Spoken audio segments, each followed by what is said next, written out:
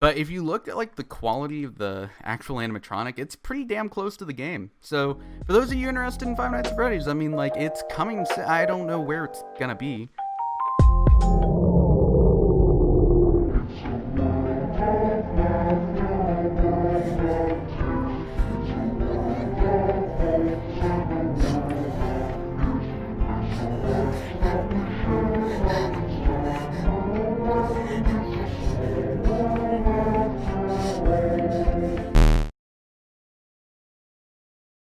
What is going on, guys? My name is Mason UniqueGeese, back again once again with yet another live stream. How's everyone doing today? Hopefully everyone is having an amazing freaking day. So I've had a lot of success over on YouTube talking about submechanophobia lately. So I decided that we're going to turn this into a series. I kind of talked about it in my last video. We're calling this, boom, Fearphobia, okay? Fearphobia is going to be a series on my YouTube channel where we come onto Twitch here and we talk about some kind of creepy, a little bit more on the eerie side stuff. So I held a vote today over on the YouTube community tab, and I posted it in my Discord as well. The votes came in over on the YouTube community tab, and we are going to be taking a look at some random animatronics today. We're going to start with checking out a Tumblr page. Believe it or not, I like Undertale, and I'm a bit of a nerd. Never used Tumblr. Never been on Tumblr before. So this might be a whole new adventure. So this is a page called Animatronic Appreciation. It's over on Tumblr. Now, actually, I know exactly what they're talking about. Not even just because of this picture, but because I've been there like 4 times. In the formerly downtown Disney in Orlando, Florida, now Disney Springs, there's a restaurant called T-Rex Cafe. It is absolutely packed to the brim with animatronics of dinosaurs and all kinds of creepy stuff. Mammoth. You walk in, right in front of you is a giant T-Rex animatronic, like absolutely massive. Kind of scared me a little bit when I was younger, but now that I've been there a few times, you walk in right here. There's a giant T-Rex animatronic. Crazy. It's like, okay. And then to the left, there's a bar area with awesome aquariums. Fun fact, if you guys have ever heard of the TV show called Tanked, where they do really complex fish tanks, celebrities in different big places, they actually did the tank here. They did this, and then there's a semi-animatronic, like giant kraken octopus thing. These tentacles move up and down as well around you, like whenever you're sitting under it, which is kind of crazy. So you sit in these areas. You're looking at it front, there's a giant T-Rex animatronic that'll roar every few seconds. You actually like getting your reservations and stuff right in front of it. Then as you go through, there's a few different areas. Let me see if we can find them. This is kind of a good image of it. So like there's an area you can sit and there's just dining, and it's, you know, like you have all these animatronics move and stuff, which is crazy. It is absolutely crazy. Definitely, if you're looking into animatronics, one of the cooler places to check out. Pretty overpriced, not gonna lie, food is not great. This is apparently just a Chuck E. Cheese animatronic, clearly looking pretty run down. I don't really have much to say about this, it just kind of looks creepy. This one I found kind of interesting. This is actually a Wario animatronic that was from E3. And I'm like 95% positive there's not too much footage of it.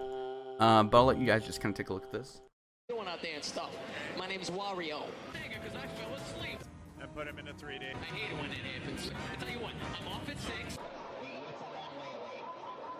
That's all the clip shows. Okay, so for E3, I'm assuming, I don't know what year.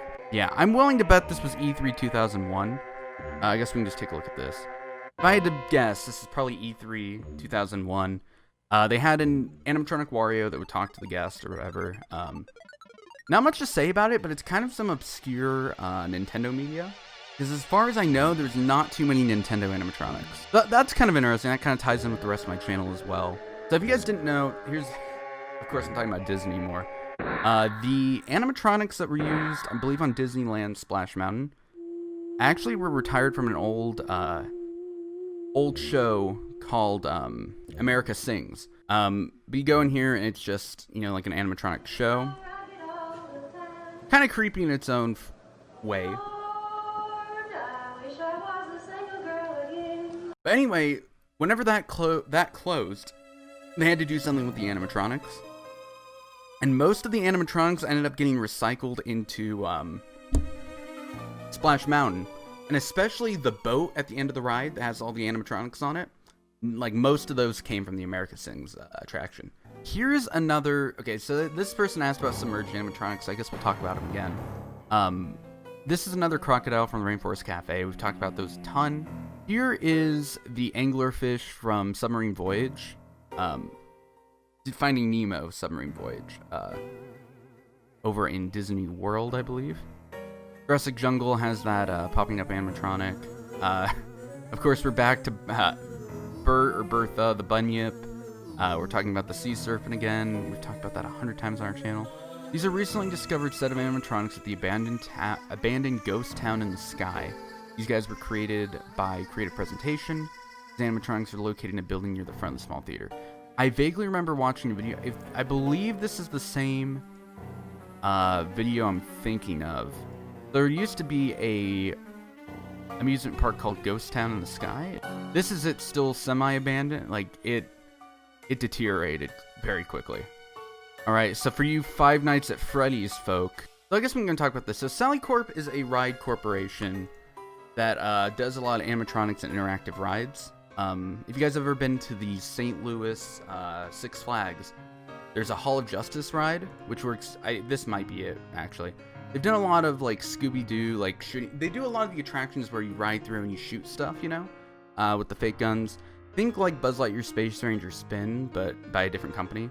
They do a lot of animatronics and stuff as well. If you've ever been to St. Louis, I've been on the one in St. Louis, Six Flags, Hall of Justice. They did that ride. They've got the animatronics going and stuff. They have the virtual screens. They're really good at doing their dark ride stuff like they do. For those of you who are interested, very soon coming to some theme parks, and this is concept art for it, there's going to be a ride-through attraction where you hold flashlights and you go through the game of Five Nights at Freddy's. Currently, from my understanding of it, this ride is available for anyone theme park-wise to pick up and have built, but I don't think there's any in production at the moment. Again, you're riding through, basically, it might be like a trackless ride, but you're on a track. You're just going to shoot animatronics to get points. I guess you ride through, like, golf cart looking things. But if you look at, like, the quality of the actual animatronic, it's pretty damn close to the game. So, for those of you interested in Five Nights at Freddy's, I mean, like, it's coming. I don't know where it's gonna be. Speaking of video game animatronics, if you guys didn't know, there's actually an animatronic Mewtwo in Shibuya. Shibuya? I can never say Shibuya. Shibuya's right. Japan. In their Pokemon Center. I want to go here so bad. I just don't know if I really want to take the trip all the way to Japan. Kind of wish Trace was here, because I'm pretty sure... Hold on. The animatronic that Trace has seen at the Pokemon Center, didn't know if you wanted to give a little bit of info or insight into what you thought about it. Well, yeah, so it was last summer break.